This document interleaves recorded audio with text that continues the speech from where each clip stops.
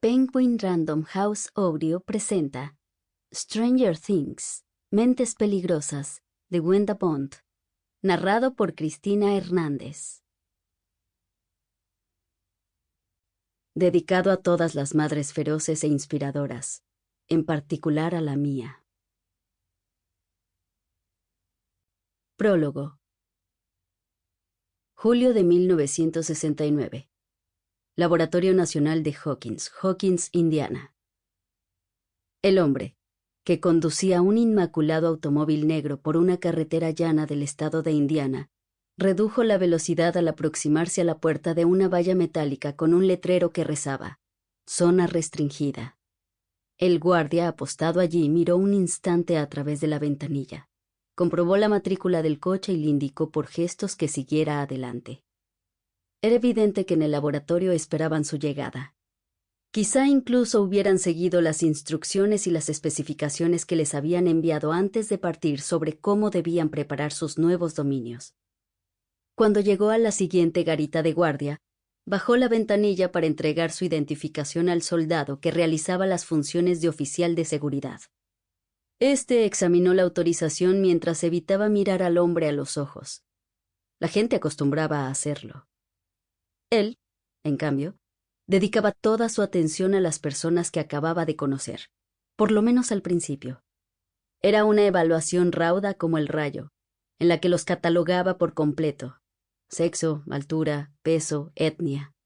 Y a partir de esos datos, estimaba su inteligencia y, lo más importante de todo, su potencial. Casi todo el mundo resultaba menos interesante después de esa evaluación. Pero él nunca se rendía. Observar y valorar era una segunda naturaleza, un elemento crucial de su trabajo. Casi nunca encontraba a nadie con algo que le interesara, pero quienes lo tenían, en fin, por esas personas estaba allí. El soldado fue fácil de juzgar.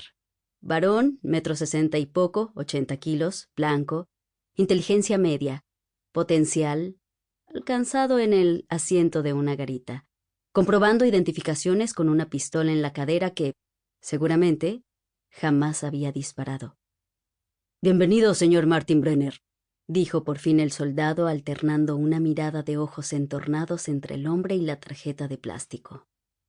Era curioso que el carnet incluyera parte de la información que Brenner habría buscado si estuviera mirándose a sí mismo. Varón, 1,85 m, 88 kilos, blanco. Pero había otra parte que no figuraba en la tarjeta: coeficiente intelectual de genio, potencial ilimitado. «Nos avisaron de que vendría», añadió el soldado. «Es Dr. Brenner», lo corrigió él, pero en tono amable. Aquellos ojos que seguían sin centrarse del todo en Brenner se entornaron aún más, pero se desviaron un instante al asiento trasero, donde la sujetó 8, de 5 años, dormía acurrucada contra la puerta. Tenía las manos cerradas en puños bajo su pequeño mentón. Brenner había decidido encargarse en persona de transportarla a las nuevas instalaciones.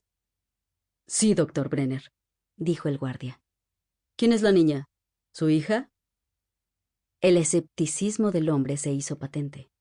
La piel de 8 era de un intenso color marrón, en contraste con el tono pálido y lechoso de Brenner, quien podría haberle explicado al guardia que ese hecho no tenía la menor trascendencia.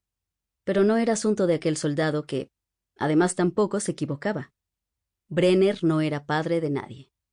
Figura paterna, en cambio, sí. Pero hasta ahí llegaba. «Seguro que ya están esperándome dentro». Brenner volvió a estudiar al hombre. Un soldado que había vuelto a casa tras una guerra que ya habían ganado. Al contrario que Vietnam. Al contrario que la silenciosa escalada bélica con los soviéticos. Ya se había desatado una guerra por el futuro, pero ese hombre no lo sabía. Brenner mantuvo su tono amistoso. «Yo no haría ninguna pregunta cuando lleguen los otros sujetos. Confidencialidad». La mandíbula del guardia se tensó, pero no puso objeciones. Sus ojos se desviaron un instante hacia el inmenso complejo de varias plantas al que se dirigía Brenner. «Sí, están esperándolo dentro. Aparque donde quiera». Otra cosa que no hacía falta que dijera. Brenner pisó el Sample complete. Ready to continue?